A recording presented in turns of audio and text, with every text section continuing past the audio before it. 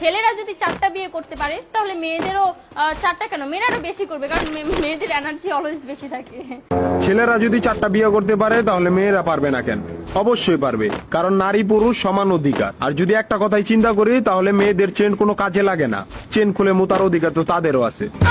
মালে আসেন, একটা চাবি দিয়া যদি 4টা তালা খোলা যায় ওটাকে বলা হয় মাস্টার কি, আর একটা তালা যদি 4টা চাবিতেই খুলে সেটাকে বলা হয় কি।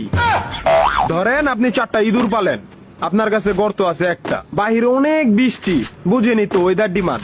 এখন 4টা ইঁদুরের একসাথে গর্তে ঢুকতে হবে, তখন আপনি কি করবেন? ধরলাম উপরে নিচে মিলাই আরো 2টা আছে, হ্যাঁ, তাহলে 4 নাম্বার ইঁদুরটা কই যাবো? কানের ফুটা দা না নাকের ফুটা দিয়া? হ্যাঁ, তার মধ্যে মাসের মধ্যে 7 দিন থাকে লকডাউন। আমি মানি, আমি না শুধু সবাই মানে, মেয়েদের অনেক পাওয়ার, মেয়েদের অনেক এনার্জি। তাহলে দেশের মধ্যে ঘন ঘন লোডশেডিং হয় কেন? আমার মাথায় কোনোভাবেই ঢোকে না।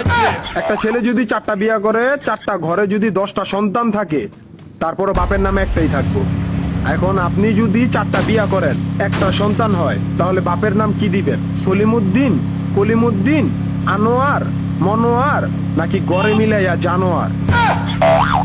আপনি কি নারী না ঢাকা শহরের লোকাল গাড়ি? 30টা সিট ফুল, 20 জন দাঁড়ানো, তারপরও বলে পিছনে সিট খালি, ওঠেন তাড়াতাড়ি, পিছনে সিট খালি, ওঠেন তাড়াতাড়ি।